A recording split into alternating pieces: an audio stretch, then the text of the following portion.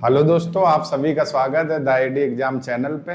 दोस्तों, जो पिछली क्लास हुई थी तो मैंने आपको संवैधानिक निकाय के बारे में बताया हुआ था। आज की क्लास में हम लोग देखेंगे निर्वाचन आयोग, एसटी आयोग और राष्ट्रीय पिछड़ा वर्ग आयोग। इन तीन बिंदुओं पर हम लोग चर्चा करेंगे। तो आइए देर नहीं करते हैं, क्लास की शुरुआत करते हैं। और आप सभी लोग मस्त होंगे, स्वस्थ होंगे, अच्छे से अपनी पढ़ाई कर रहे होंगे। तो आइए आज की क्लास जो सबसे पहले हम लोग शुरू करेंगे निर्वाचन आयोग से। दोस्तों, कौन से आयोग से? निर्वाचन आयोग। तो जरा आप देखो, एक हेडिंग पड़ी हुई है निर्वाचन आयोग। कौन से भाग में है? भाग 15 में है आपका निर्वाचन आयोग, अनुच्छेद 324 से 329 तक। तो अगर आपसे कहे किस भाग में निर्वाचन आयोग का गठन मिलता है, तो भाग 15। कौन सा अनुच्छेद है? अनुच्छेद 324 से 29 तक। ठीक है, तो भाग 15 में है। अगर बात करें भारतीय संविधान के अनुच्छेद 324 के तहत निर्वाचन आयोग के बारे में उपबंध किया गया है। तो अनुच्छेद जो 324 है, इसी के तहत ही निर्वाचन आयोग के बारे में क्या किया गया है? उपबंध किया गया है, या निर्वाचन आयोग का वर्णन ही अनुच्छेद 324 में मिलता है। ऐसे भी आप बोल सकते हैं। ठीक है, बात करें भारत का निर्वाचन आयोग एक स्थायी संवैधानिक निकाय है। ठीक है, इसका मतलब क्या हुआ? स्थायी यानी परमानेंट, और संवैधानिक इसका संविधान में वर्णन है, और इसके लिए एक अनुच्छेद भी बनाया गया है, इसलिए स्थायी संवैधानिक निकाय। क्लियर? इसकी स्थापना कब हुई थी? तो इसकी स्थापना 25 जनवरी 1950 को की गई थी, और आयोग का मुख्यालय कहां पर स्थित है? नई दिल्ली में है। तो अगर आपसे कहे निर्वाचन आयोग की स्थापना कब हुई थी, तो 25 जनवरी 1950 को। इसका मुख्यालय कहां पर है? तो नई दिल्ली में स्थित है। क्लियर? तो इतनी बातें अभी तक ये हो पाई, इतने का आप लोग स्क्रीनशॉट ले लो, फिर आगे हम लोग देखते हैं इसी के आगे और क्या था मामला। चलिए आगे बात करते हैं। मुख्यालय तक तो हो गई सभी बातें दोस्तों। अब हम लोग देखते हैं इधर से, नियुक्ति से देखते हैं। तो आइए बात करते हैं नियुक्ति। तो निर्वाचन आयोग की नियुक्ति की बात करें तो चुनाव आयोग के सभी सदस्यों की जो नियुक्ति होती है वो कौन करता है? राष्ट्रपति करता है। ठीक है, यानी नियुक्ति किसके द्वारा की जाएगी? निर्वाचन आयोग के जितने भी सदस्य होंगे उन सब की नियुक्ति राष्ट्रपति के द्वारा की जाएगी। क्लियर? पदावधि की बात करें, यानी इनकी जो पदावधि होती है वो कितनी होती है? तो यहां पर पदावधि की अगर बात की जाए तो देखो लिखा हुआ है, मुख्य निर्वाचन आयुक्त अपने पद पर 65 वर्ष की आयु या 6 वर्ष की आयु तक रहता है। फिर लिखा है जो भी पहले पूरा हो। क्लियर? 65 वर्ष या 6 वर्ष की आयु तक जो भी पहले पूरा हो। फिर लिखा है अन्य निर्वाचन आयुक्त की नियुक्ति 6 वर्ष रहती है, 6 वर्ष, लेकिन 62 वर्ष की आयु, 6 या 62 वर्ष, उनमें से जो भी पहले पूरा हो जाए। इसका मतलब क्या हुआ? जैसे इस वाले में हो, अगर कोई व्यक्ति 63 वर्ष की आयु में मान लेते हैं मुख्य निर्वाचन आयुक्त बना, तो 2 वर्ष बाद उसकी आयु 65 हो जाएगी, तो फिर वहीं से उसका क्या हो जाएगा? रिटायरमेंट हो जाएगा। या तो आयु पहले पूरी हो जाए या कार्यकाल। मान लेते कोई व्यक्ति 64 वर्ष की आयु में बना मुख्य निर्वाचन आयुक्त, तो 1 वर्ष बाद वो 65 का हो जाएगा, बस वहीं से रिटायर कर दिया जाएगा। तो वही लिखा हुआ है जो भी पहले पूरा हो। ठीक है, तो अब यहां पर मुख्य बात क्या देखनी है? मुख्य निर्वाचन आयुक्त का कार्यकाल 6 या 65 और अन्य का 6 या 62, बस इतना अंतर है। क्लियर? त्याग पत्र की अगर बात करें तो मुख्य निर्वाचन आयुक्त और अन्य निर्वाचन आयुक्त अपना त्याग पत्र किसे देते हैं? राष्ट्रपति को देते हैं। राष्ट्रपति को देते हैं। तो ये जितने भी निर्वाचन आयोग के आपके अध्यक्ष हैं और अन्य सदस्य हैं, तो इसका नियम क्या होता है? जो व्यक्ति जिसकी नियुक्ति करेगा वो व्यक्ति अपना त्याग पत्र उसी को देगा। ज्यादातर यही होता है। ठीक है, तो यहाँ आप देख सकते हो मुख्य निर्वाचन आयुक्त और अन्य जो अपना त्याग पत्र देंगे वो किसको देंगे, राष्ट्रपति को देते हैं, राष्ट्रपति को देते हैं। क्लियर। चल स्क्रीनशॉट ले लो। फिर दोस्तों हम लोग कुछ आगे देखते हैं इसी में। आइए आगे अगर बात करें तो हम लोग देखते हैं पद से हटाना। पद से कैसे इनको हटाया जाएगा, चलिए देखते हैं जरा किस तरीके से पद से हटाया जाएगा। बात करें पद से हटाना तो मुख्य निर्वाचन आयुक्त को उसी प्रकार उसके पद से हटाया जा सकता है जिस प्रकार सर्वोच्च न्यायालय के न्यायाधीश को। ठीक है, इसका मतलब क्या हुआ, मुख्य निर्वाचन को उसी प्रक्रिया से हटाया जा सकता है जिस प्रक्रिया से सुप्रीम कोर्ट के न्यायाधीश को हटाया जाता है। अब सुप्रीम कोर्ट के न्यायाधीश को कैसे हटाया जाता है, मान लेते लोकसभा में प्रस्ताव आया तो 1/4 सदस्यों के हस्ताक्षर और 100 लोगों की अनुमति अनिवार्य है। फिर यही प्रस्ताव राज्यसभा में जाएगा तो 50 लोगों की अनुमति अनिवार्य होना चाहिए। फिर दोनों सदन सिग्नेचर कर देंगे, तब वहां पर सुप्रीम कोर्ट के न्यायाधीश हटाए जाते हैं। तो सेम वही प्रक्रिया इधर भी अपनाई जाती है। मुख्य निर्वाचन आयुक्त को उसी प्रकार पद से हटाया जा सकता है जिस प्रकार सर्वोच्च न्यायालय के न्यायाधीश को। ठीक है, दूसरे शब्दों में अगर बात करें तो मुख्य निर्वाचन आयुक्त को राष्ट्रपति तब उसके पद से हटा सकता है जब उसके विरुद्ध कदाचार अक्षमता का आरोप सिद्ध हुआ हो और अन्य निर्वाचन आयुक्त को मुख्य निर्वाचन आयुक्त की सिफारिश पर राष्ट्रपति द्वारा पद से हटाया जा सकता है। क्लियर। एक तो ये हो गया सुप्रीम कोर्ट के न्यायाधीश, या कोई अगर मुख्य निर्वाचन आयुक्त है वो कार्य करने में असमर्थ है, मानसिक स्थिति सही नहीं है, तब भी राष्ट्रपति उसकी तब भी राष्ट्रपति उस व्यक्ति को पद से हटा देंगे। जैसे देखते हो कि कोई व्यक्ति बीमार हो गया, मानसिक स्थिति सही नहीं है, कार्य करने में असमर्थ है, तो राष्ट्रपति को अधिकार होता है पद से हटाने का। ठीक है, ये बात हो रही मुख्य निर्वाचन आयुक्त।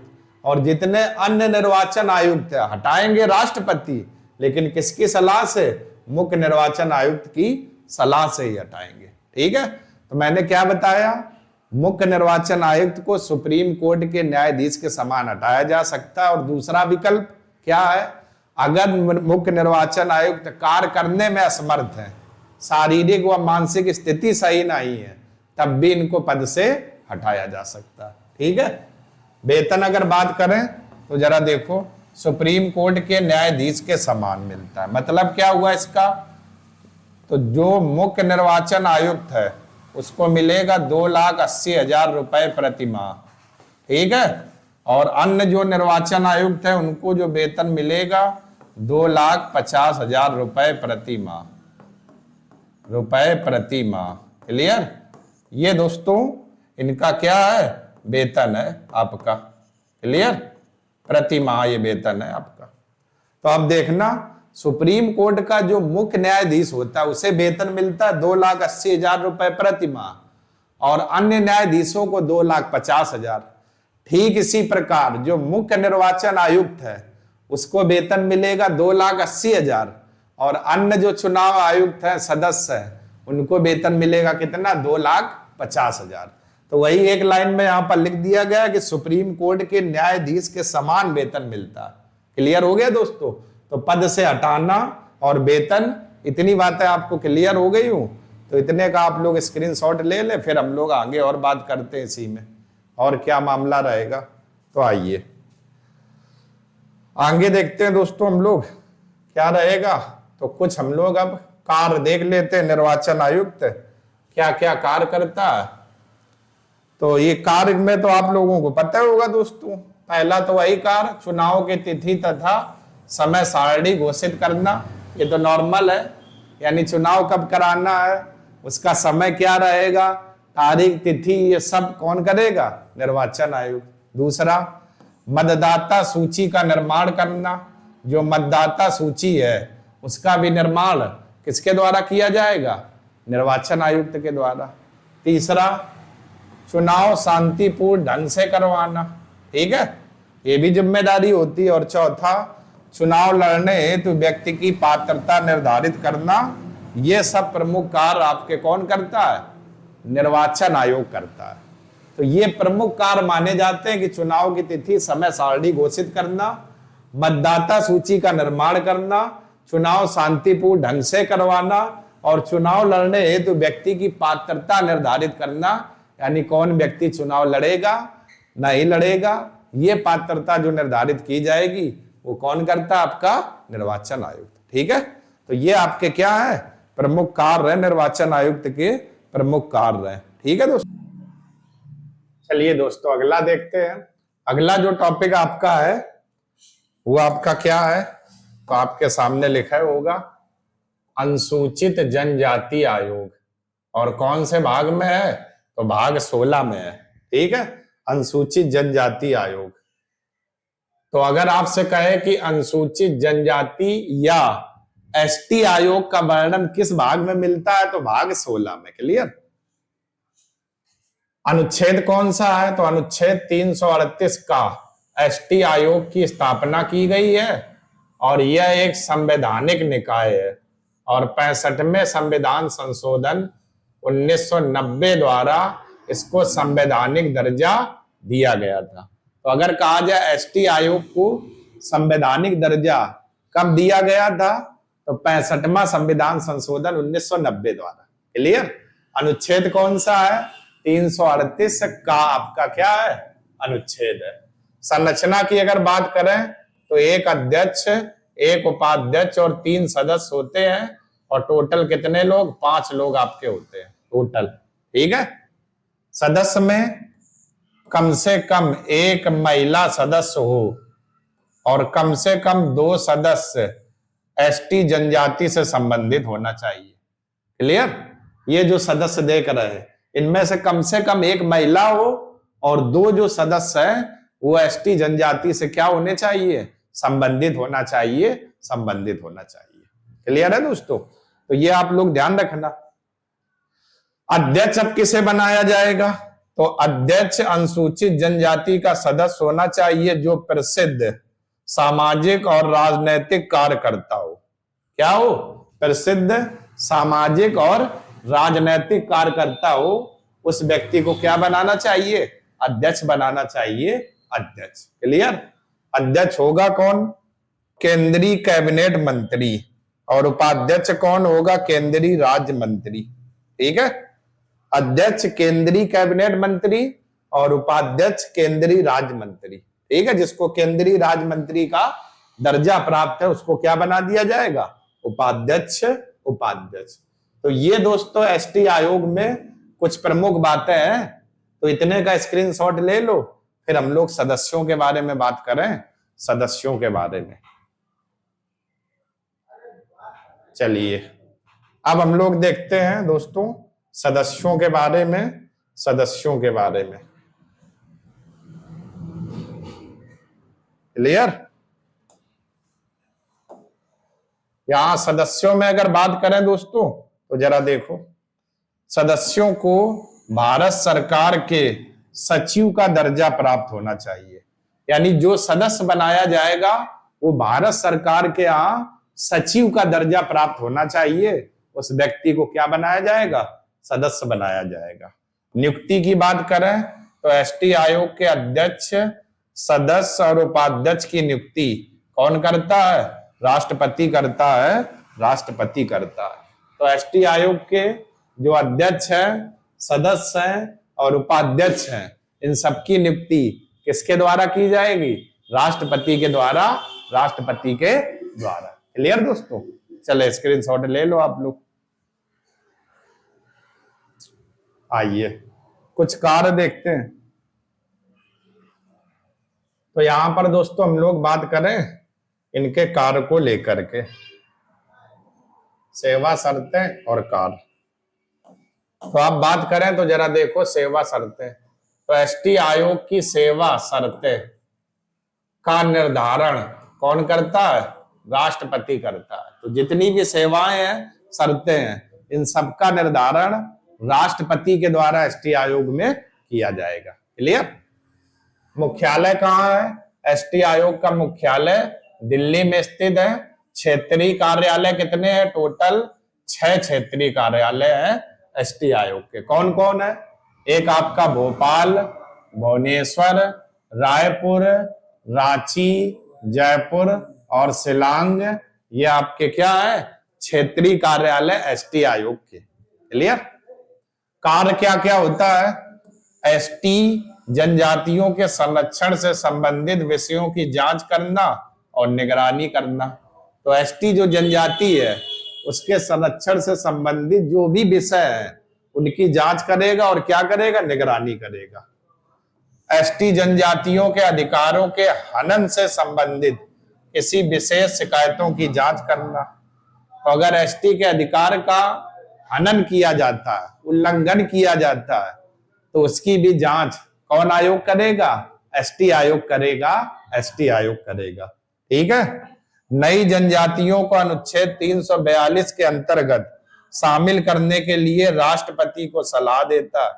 ठीक है? देखो, अनुच्छेद 39 नहीं, 342 के अंतर्गत अगर नई जनजातियां शामिल करनी है तो फिर एसटी आयोग राष्ट्रपति को क्या देगा? सलाह देगा या सलाह लेगा कि भाई ऐसा करें कि नहीं करें। तो नई जनजातियों से संबंधित यह मामला रहेगा। क्लियर? चले, इतने का स्क्रीनशॉट ले लो, फिर आगे देखते हैं कुछ बातें और। आइए अगला बात करते हैं हम लोग, देखते हैं जरा। तो यहां पर बात करें अगर, तो एसटी आयोग के प्रथम अध्यक्ष कुंवर सिंह टेकाम थे। ठीक है? एसटी आयोग की प्रथम महिला अध्यक्ष उर्मिला सिंह थी। तो अगर कहे एसटी आयोग के प्रथम अध्यक्ष कौन थे, तो कुंवर सिंह टेकाम, और पहली महिला अध्यक्ष कौन थी? उर्मिला सिंह। रामेश्वर औराग एसटी आयोग के 2 बार अध्यक्ष रह चुके थे। 2 बार अध्यक्ष रह चुके थे। क्लियर? एसटी आयोग के प्रथम उपाध्यक्ष श्री तापिर गांव थे। श्री तापिर गांव थे। तो ये आपके क्या थे? प्रथम उपाध्यक्ष श्री तापिर गांव, और 2 बार अध्यक्ष रामेश्वर औराग, और प्रथम महिला अध्यक्ष कौन थी? उर्मिला सिंह। क्लियर? तो ये आपके क्या थे? कुछ नोट में भी पॉइंट थे दोस्तों, तो इनको ध्यान रखना, कभी कभार यही बात है नोट में भी पूछ ली जाती है। ठीक है? चल, इतनों का स्क्रीनशॉट ले लूं, फिर और आगे बात करते हैं। आइए अगला दोस्तों हम लोग देखते हैं, क्या देखते हैं? राष्ट्रीय पिछड़ा वर्ग आयोग। ठीक है? कौन सा आयोग? राष्ट्रीय पिछड़ा वर्ग आयोग। इसका वर्णन कौन से अनुच्छेद में मिलता है? तो अनुच्छेद 338B। 338B। ठीक है? पिछड़ा वर्ग आयोग का जो वर्णन मिलता है अनुच्छेद 338B। इस आयोग का दोस्तों जो गठन किया गया था वो कब हुआ था? तो 29 जनवरी 1953 को काका कालेलकर की अध्यक्षता में काका कालेलकर आयोग बनाया गया था, और 20 सितंबर 1978 को बीपी मंडल की अध्यक्षता में मंडल आयोग बना था। और इन्हीं 2 आयोग के तहत ही इस राष्ट्रीय पिछड़ा वर्ग आयोग का क्या किया गया था? गठन किया गया था। तो अगर कभी पूछे काका कालेलकर समिति का संबंध या किससे है, तो राष्ट्रीय पिछड़ा वर्ग आयोग। बीपी मंडल आयोग का संबंध किससे है? राष्ट्रीय पिछड़ा वर्ग आयोग। इस वर्ग का जो वर्णन किस अनुच्छेद में मिलता है? अनुच्छेद 338B। 338B। क्लियर? चले आइए आगे देखते हैं। अब दोस्तों हम लोग आते हैं आयोग की संरचना को लेकर के।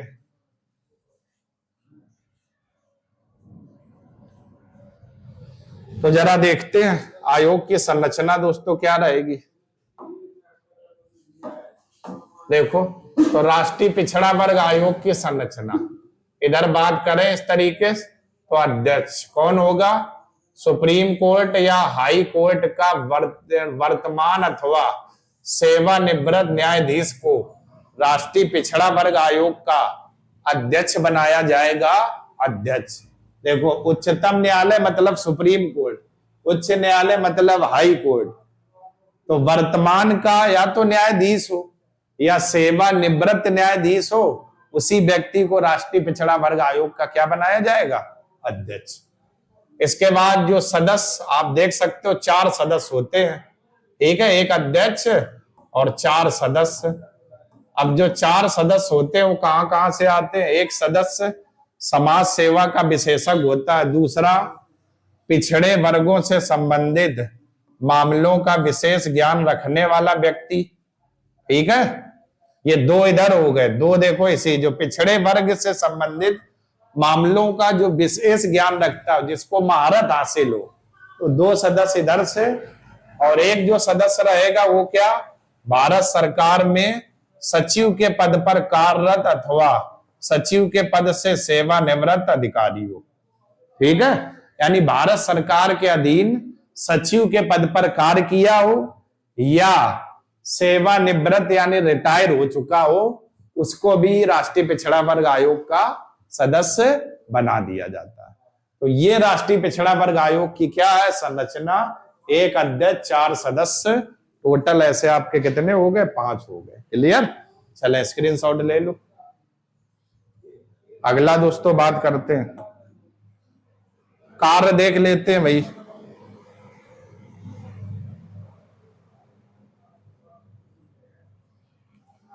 तो जरा देखो, राष्ट्रीय पिछड़ा वर्ग आयोग का कार्य, जो कार्यकाल होता है, कितने वर्ष का होता है? 3 वर्ष का, 3 वर्ष का आपका होता है कार्यकाल। आयोग के कार्य क्या है? इस आयोग का सबसे महत्वपूर्ण कार्य है पिछड़े वर्गों की केंद्रीय सूची में जातियों को शामिल करना, यानी पिछड़े वर्ग की जातियों में, यानी केंद्रीय जो सूची होती है उसमें पिछड़े वर्ग में कौन कौन सी जातियां आती हैं, उनको शामिल इसी आयोग के द्वारा किया जाएगा। किसी भी पिछड़ी जाति को इस सूची में शामिल करने के अनुरोध पर विचार करना, तो जिस भाई जाति को शामिल किया जाएगा पिछड़ी, तो उस पर यह आयोग विचार करेगा, अनुरोध करेगा। क्लियर? आयोग इस शिकायत की भी जांच करेगा कि कुछ जातियों का प्रतिनिधित्व ना तो ज्यादा हो और ना ही कम, जिससे आरक्षण का लाभ सभी जातियों को समान रूप से मिले। क्लियर? यानी कि जो ये पिछड़ी वर्ग की जातियां हैं, ये ना इतनी ज्यादा हो और ना ही इतनी कम हो, बैलेंस बराबर रहे, ताकि जितनी भी जाति के लोग हैं सबको समान मात्रा में क्या मिले? आरक्षण मिले, आरक्षण मिले, आरक्षण मिले।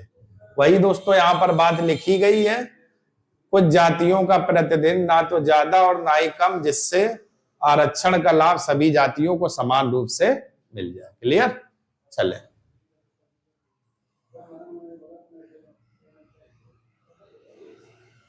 अगला और बातें कुछ देखते हैं। आयोग की कार्य प्रक्रिया।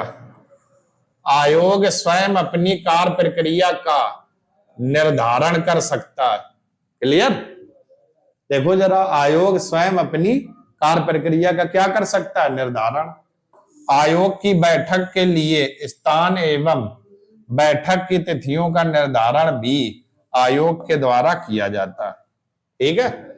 आयोग की कहां बैठक होगी, कौन सा स्थान होगा, किस तिथि को बैठक होगी, इसका भी निर्धारण एसटी आयोग के द्वारा ही किया जाता है। क्लियर?